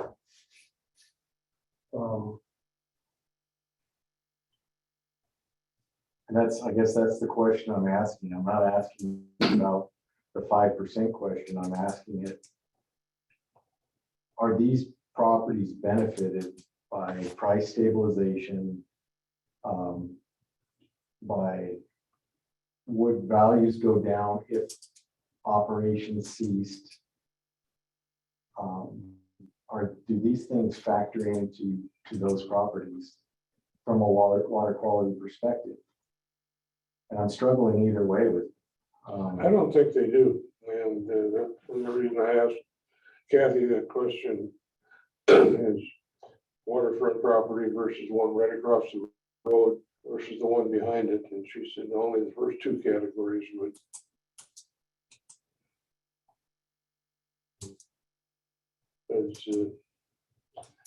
That's I see both sides of that story. I would agree that that's the best testimony from this lake. All of our other studies, like you mentioned earlier, come from different states, different lakes types, different components. So that is the best testimony with regard to this particular lake. Exactly. Everything else is generality. So I can buy that argument. Up in the north end of Iowa, there's something called the Iowa Great Lakes. And they're the last lakes formed by the glaciers. And my folks had a place on one of those lakes. And the experience there was that it was just along the lake. There was no development. On the other side of the road was fields, farm. And I just went back to visit my brother-in-law in South Illinois, Greater St. Louis. And he lived on the lake. It was dammed. There's a real analogy. And the houses just went around and they were like a line on the lake. On the other side of it was cornfields. And those are things from my experience that make me think that the value is just along the lake. And that the benefit is just along the lake. And that it doesn't permeate out much. That goes along with what Kathy said. I would have to agree with it. I had similar experience to where I grew up in Minnesota. A lake about this size called Lake Alley. And along the east side of the lake were cabins, big tin cabins, thick. On the west side of the lake was a swimming area and picnic area and boat launch. But right next to it, cornfields. So, you know, Population density is a lot lower there. Okay. I'm gonna reserve my judgment for that. Till next meeting. I'm So still we, gonna, we want to table that decision well, until next meeting. at least I do, yeah. That one component of this, That's okay with me. whether or not there is a benefit outside of those properties that are directly associated with the lake. See if any more public testimony comes in to say one way or another, give us a little more evidence. Maybe review those reports a little bit more and just see. Even on Lake Washington, the benefit of the lake accrues to the properties close to the lake. It doesn't spread out. Well, I would agree that the properties closer to the lake have a higher benefit. The values are higher, the values fluctuate more based on water quality, and it diminishes as you go out. The question is, how far do you go out? And I mean, do you stop at the road or do you go out a quarter mile, half a mile, 2 miles? The one report suggested 4 miles. I think that's a little excessive for something like this, but well, a lot of it has to do with topography too, is that, you know, just like downtown Kirkland, you know, you've got the waterfront and then you got the hillside going up. And all those condos, you know, going up there, they all, you know, fantastic view, Lake Washington, view of downtown Seattle, you know, Seattle lights, that sort of thing. Whereas if you got a level, fairly level topography, where you get 50 yards away from the lake, you can't see anything but the backside of somebody else's house. And the lake, in that case, I don't think has a great influence on value. and I agree with that in terms of a view component. But that house being in Kirkland is also worth more than one that's somewhere between Kirkland and Redmond. That's true. So, But then you're talking about neighborhoods. right, and I'm talking So about, there is a neighborhood issue that's here, and the strength of the neighborhood is probably impacted by the quality of the water. This would be more desirable if it was crystal clear than if there was nothing being done and it was stinky. Yeah. Well, that's what. And you could walk across on the lily pads, you know? Both of those studies, the one from Wisconsin, the one from Florida, I can't remember the name of the test where they drop clarity test. a clarity test to drop something. You know, can you see it 6 inches? Can you see it in a foot? Can you see it 2 feet? Oh, 3 feet, no, can't see it anymore. Yeah, they have that in that study they did. They did those tests. Mhm. So let's just consider it and see, we'll decide on that next meeting. Yeah, let's try to have something Okay. concrete with each of us. As far as the water quality issues, at least in the area that I did, I see no reason to change those ratios currently until we consider this proximity of neighborhood benefit next time. The bigger picture. Yeah. Yeah, that's kind of what the theory that underlies whatever our decisions.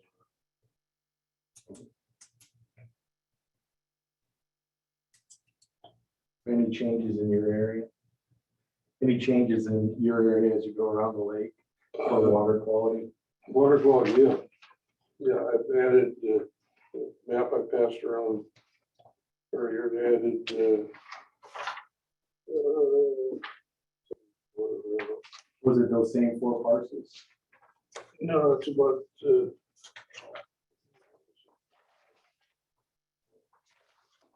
probably about a dozen parcels.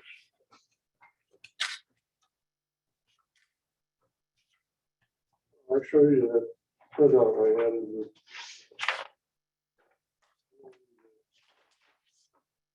Get the very end. Got lost down there somewhere. So.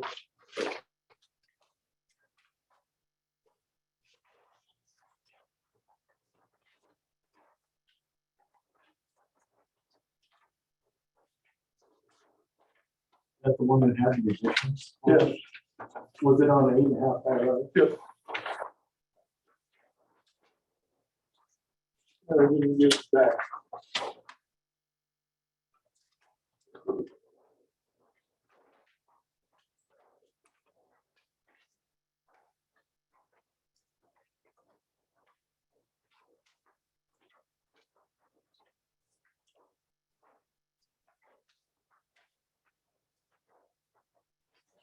I'm up here on the map.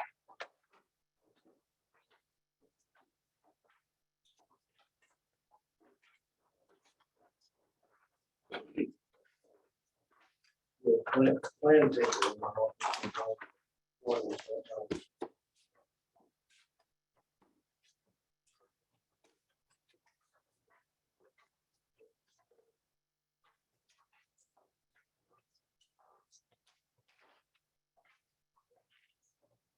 Sometimes I really miss that. Do you remember roughly which ones they were carrying? Yeah, it's. And this one. This one, this one, this one.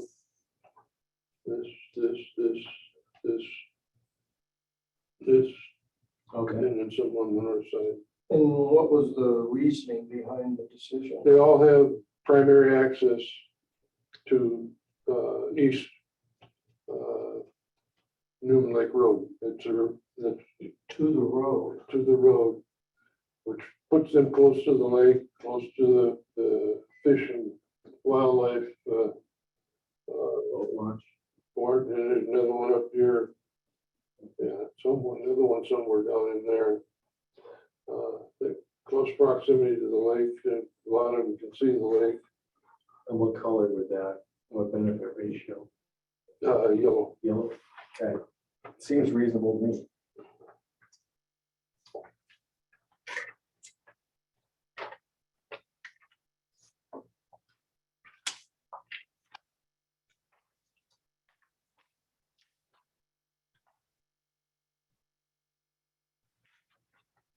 Did you look at your areas? Yes, Any but I suggested? don't have any changes. Okay.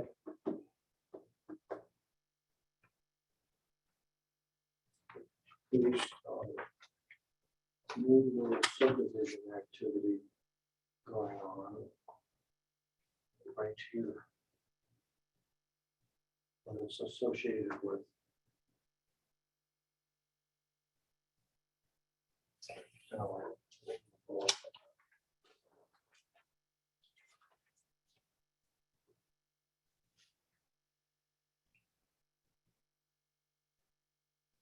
I think this is as you come out of Honeymoon Bay, you climb this hill and turn this corner.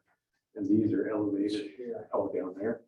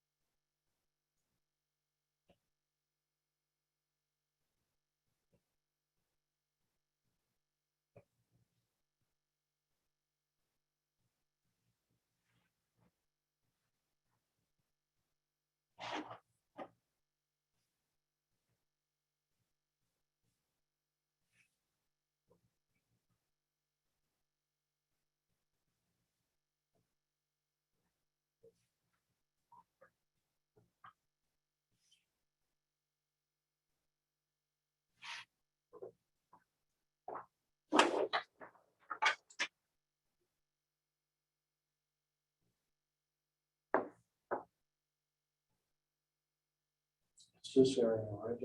It's this stuff right in through here. That used, the real estate agent was talking about, it used to be a resort. Oh, yeah, that L, there's that L piece right there, yeah. Mhm. So this is, they've redone the property lines Mm-hmm. so that each of these lots have some land down here. But I don't think that really changes. This is the hillside right here. Mm-hmm.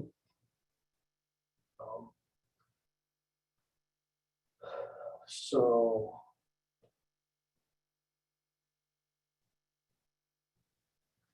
in some ways, it's kind of like this hillside here. Mm-hmm. And it is tied to the lake by joint ownership. So perhaps this ought to be changed to, Yeah, we should make sure that these maps are consistent with the current property lines.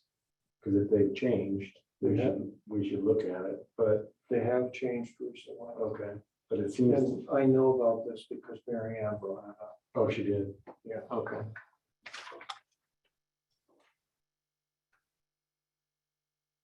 Okay, well, let's investigate that and then look at this area for next time.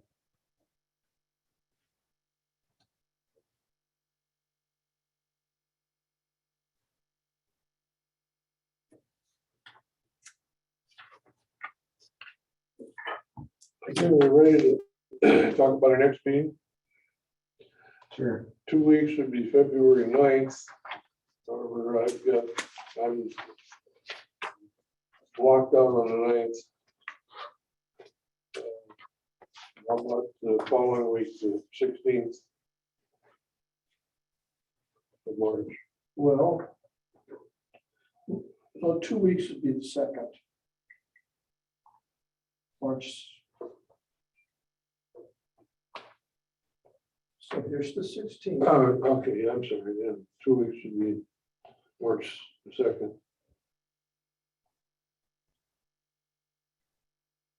So, yeah, move it to the 9th. I got that mixed up. So you'd like to move it to the 9th? Move it to the 9th. That works for me. Does it work for you, Marianne? Sure. Yep, we can, I'm pretty sure we can do that. So you're talking about, just to make sure I understood, because you're talking about making the next meeting on the 9th of March. Correct. Okay.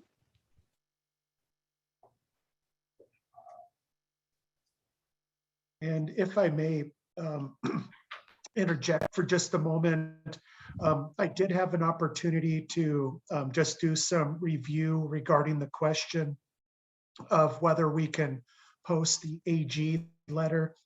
We can absolutely do that. And so if Mary Ann would be so kind as to put it on the Newman Lake webpage, it would be available for the public to review. We can do Thank that. you.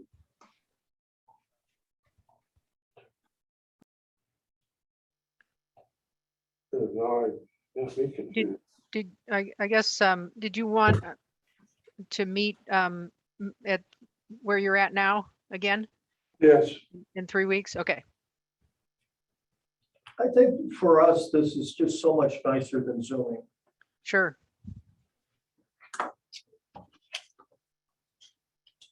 Just wanted to confirm. That sounds fine.